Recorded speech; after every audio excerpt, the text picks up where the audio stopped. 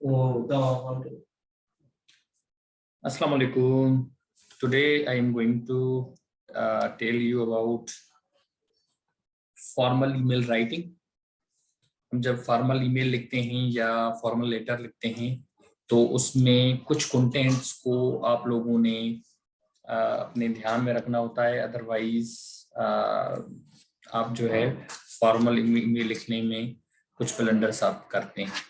तो आइए उस पर बात करते हैं हम। सबसे पहले आपको कंटेंट्स पता होने चाहिए फॉर्मल ईमेल के। फॉर्मल ईमेल राइटिंग या यही कंटेंट्स जो हैं आपके ये लेटर राइटिंग के लिए भी होते हैं। सबसे पहला जो आपका कंटेंट है दैट इज सैल्यूटेशन।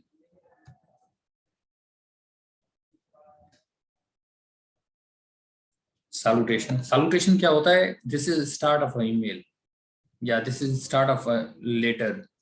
तो आप अगर आपका कोई काउंटर पार्ट है, कोई आपका बैचमेट है, तो आप उसमें बोलते हैं कि dear mister Kashif, dear mister Javed और डियर मिस्टर जिंसार। अगर आपका काउंटर पार्ट है तो इस तरह से आप लिखते हैं।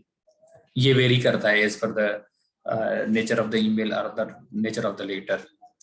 या आपको नाम नहीं पता और डेजिग्नेशन पता है तो आप लिखते हैं dear admin HR, dear assistant director, dear deputy director. तो उस तरह से आप लिखते हैं। या अगर किसी सीनियर को आप लिख रहे हैं तो यू से डियर सर। या अगर आपको पता नहीं है कि ये जो हम लेटर या ईमेल किसी को एड्रेस कर रहे हैं who is on the designation, तो हम लिखते हैं to whom it may concern. सबसे पहला काम सैल्यूटेशन का होता है। And then there is the body of the letter. Letter की बॉडी में जो है ये चीजें कंटेन करती हैं। सबसे पहले इंट्रोडक्शन में आप उनको उनसे पूछते हैं खैर खैरियत। आप उनसे पूछते हैं I hope you are doing well और होप यू आर वेल। तो इस तरह से आप लिखते हैं। उसके बाद आप लिखते हैं पर्पस ऑफ राइटिंग। आप क्यों लिख रहे हैं उनको। Like I am writing this email letter to inquire about. किसी चीज के बारे में आपको मालूम करना हो तो उनसे किसी चीज के बारे में मालूमात लेनी हो तो इस तरह से I am writing this email और लेटर टू इंक्वायर अबाउट। और किसी चीज के बारे में बताना हो I am writing to let you know. और कभी किसी को कोई रिजेक्शन किसी की होती है, कोई किसी इंटरव्यू में रिग्रेट हो जाता है, नॉट रिकमेंडेड हो जाता है, कोई भी दुख वाली सैड ट्रेजिक कोई भी बात उनको बतानी होती है, we say I regret to inform you. और किसी लेटर के रेफरेंस में हम लिखते हैं कि तो हम किस तरह से बोलते हैं I am writing with reference to और in reference to the letter vide number. इस तरह से हम लिखते हैं रेफरेंस देके।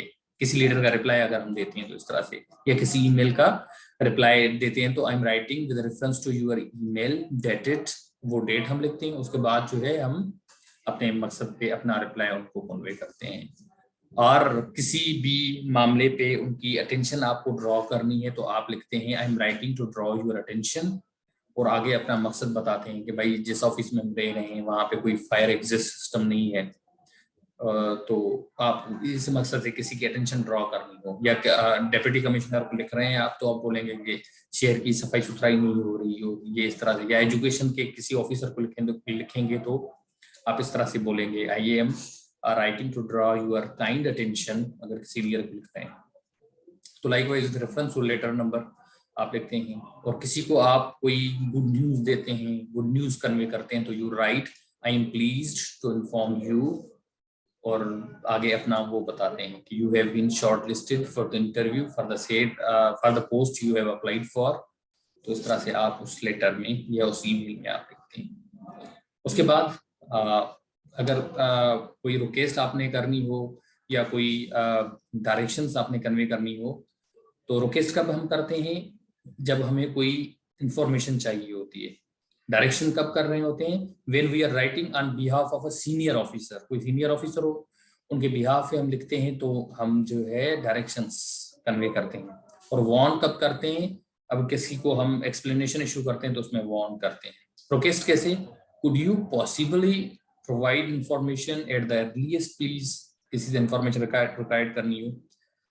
और डायरेक्शंस अगर किसी सीनियर को आप लिख रहे हैं, आप सीनियर को, आप जूनियर पोजीशन पे हैं but you are writing to a senior, तो इस तरह से नहीं आपने कि you are hereby advised type आपने नहीं लिखना होता.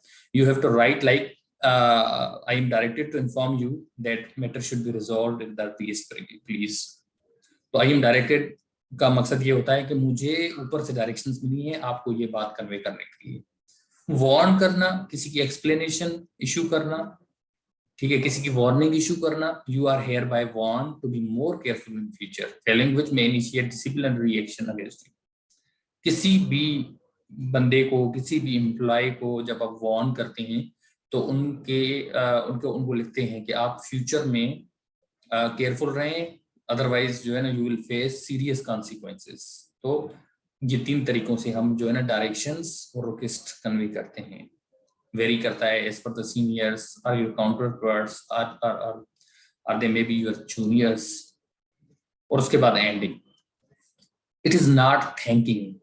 यू नो, जब आप एंडिंग की बात करते हैं, बहुत से एस्पायरेंट्स, बहुत से जो होते हैं वो थैंक्स समझते हैं एंडिंग को. It is not a thanks. It is like I look forward to your reply, I look forward to hearing from you, I look forward to see you soon, और I appreciate to receive your reply at the earliest type. ये इस type की ending होती है किसी भी चीज की.